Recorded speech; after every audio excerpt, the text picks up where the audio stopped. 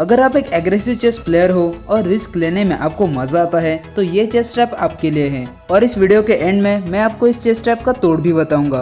आगे बढ़ने से पहले इस चेस पजल को सॉल्व करने की कोशिश कीजिए। यहाँ पर व्हाइट के लिए बेस्ट कंटिन्यूएशन मूव क्या होगी। ये थोड़ा मुश्किल पजल है और इसका सॉल्यूशन आपको वीडियो में ही मिल जाएगा। अब हम इंट्रो भी कर लेते हैं। हेलो एवरीवन, मैं हूँ शुभम और आप देख रहे हैं पजल स्टेशन। इस चेस ट्रैप को आप ब्लैक पीसेस के साथ खेलोगे और आपको ये खेलना तब है जब आपका अपोनेंट गेम की शुरुआत प्यादे को d4 चलकर करे। फिर आप चलोगे e5। ब्लैक के इस ओपनिंग को इंग्लैंड गैम्बिट भी कहते हैं।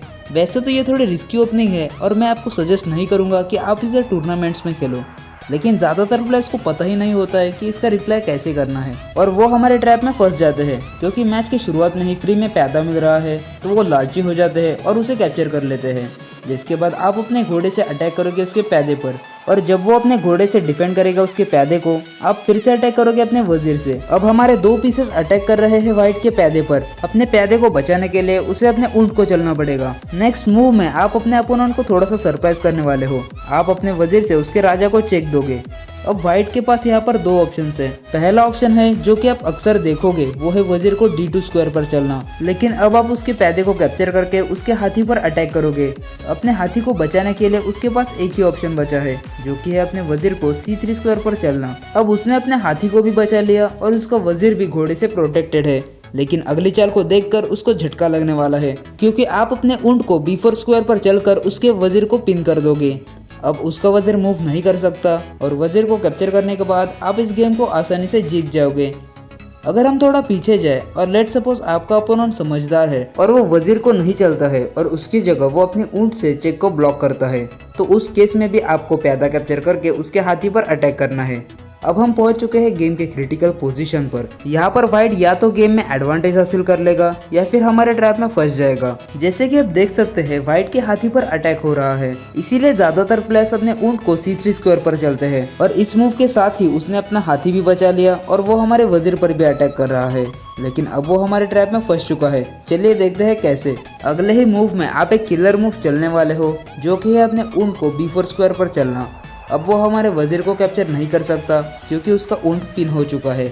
अगर वो हमारे ऊंट को कैप्चर करता है तो आप उसे रिकैप्चर करोगे अपने घोड़े से। अब उसके प्यादे पर डबल अटैक तो हो ही रहा है, लेकिन नेक्स्ट मूव में उसके राजा और हाथी दोनों पर फोर्क भी लगने वाला है।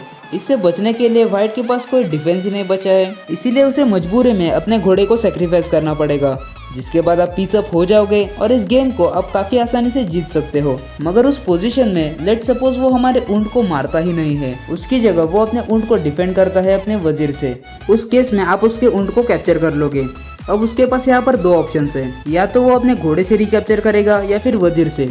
अगर वो अपने घोड़े से रिकैप्चर करता है तो उसका हाथी मर जाएगा, और अगर वो अपने वजीर से रिकैप्चर करता है ये सोचकर कि उसका हाथी भी बच गया और वजीर भी सपोर्टेड है, तो अगली मूव को देखकर वो सरप्राइज हो जाएगा, क्योंकि आप अपने वजीर से उसके राजा का चेकमेट कर दोगे। अब हम थोड़ा पीछे चलते हैं और इस ट्रैप का तोड़ देखते हैं। उसके लिए हम पहले बोर्ड को घुमा लेते हैं और इस पोजीशन को व्हाइट के साइड से देखते हैं। अगर आप व्हाइट पीछे से खेल रहे हो तो आपको वो गलती नहीं करनी है जो कि ज्यादातर प्लेयर्स करते हैं, अपने ऊंट को c3 स्क्वायर पर चलकर। उसकी जगह आपको अपने घोड़े को बाहर निकालना है। देखने में ये एक नॉर्मल सा मूव लगता है, लेकिन अब ब्लैक कुछ भी मूव चल ले, लेकिन एडवांटेज व्हाइट को ही मिलेगा। यहाँ पर ब्लैक के 3 कॉमन रिप्लाईज होते हैं। सबसे पहले या तो वो अपने ऊंट को b4 स्क्वायर पर चलेगा, फिर आपको उसके वजीर पर अटैक करना है, वो वजीर को बचाएगा तो आप अपने घोड़े को मूव करके उसके ऊंट पर ट्रिपल अटैक करोगे, और नेक्स्ट मूव में फोर्क भी लगने वाला है। यहाँ पर अगर वो हमारे ऊंट को कैप्चर कर लेता है तो आप सिंपली रिकैप्चर कर लोगे अपने वजीर से। अब फोर्क से बचने के लिए उसको अपने राजा को मूव करना पड़ेगा। उसके बाद आप चलोगे अपने वजीर को g5 स्क्वायर पर और उसके राजा को चेक दोगे। जैसे कि आप देख सकते हैं आपके पास काफी अटैकिंग ऑप्शंस है। ब्लैक कैसलिन भी नहीं कर सकता और ये बहुत ही अच्छा गेम साबित होगा व्हाइट के लिए। अगर हम थोड़ा पीछे जाए तो ब्लैक का दूसरा सबसे कॉमन रिप्लाई होता है कि वो अपने घोड़े को b4 स्क्वायर पर चलकर हमारे प्यादे पर अटैक करे, लेकिन आप इसे इजीली डिफेंड कर सकते हो अपने घोड़े को d4 स्क्वायर पर चलकर। और अगले मूव में आप उसके वजीर पर अटैक भी कर सकते हो। और इस पोजीशन में तीसरा मोस्ट कॉमन रिप्लाई आप देखोगे कि वो पतली गली से निकलने की कोशिश करता है और अपने वजीर को b6 स्क्वायर पर चलता है। फिर आपको अपने घोड़े से अटैक करना है और जैसे ही वो अपने वजीर को मूव करता है आप उसका प्यादा कैप्चर करके उसके हाथी और राजा दोनों को फोर्क कर दोगे। और राजा के मूव होने के बाद आप सिंपली उसके हाथी को कैप्चर कर लोगे। तो ये था तोड़ इंग्लैंड गैम्बिट का, लेकिन जनरली लोगों को इसका तोड़ नहीं पता होता, इसीलिए आप अपने दोस्तों पर इसको ज़रूर ट्राई कीजिए और उसके बाद उन्हें ये वीडियो भी ज़रूर शेयर करना।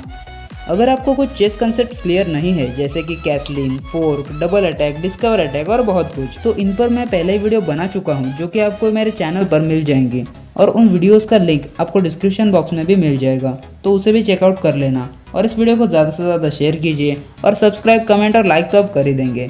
Thanks for watching.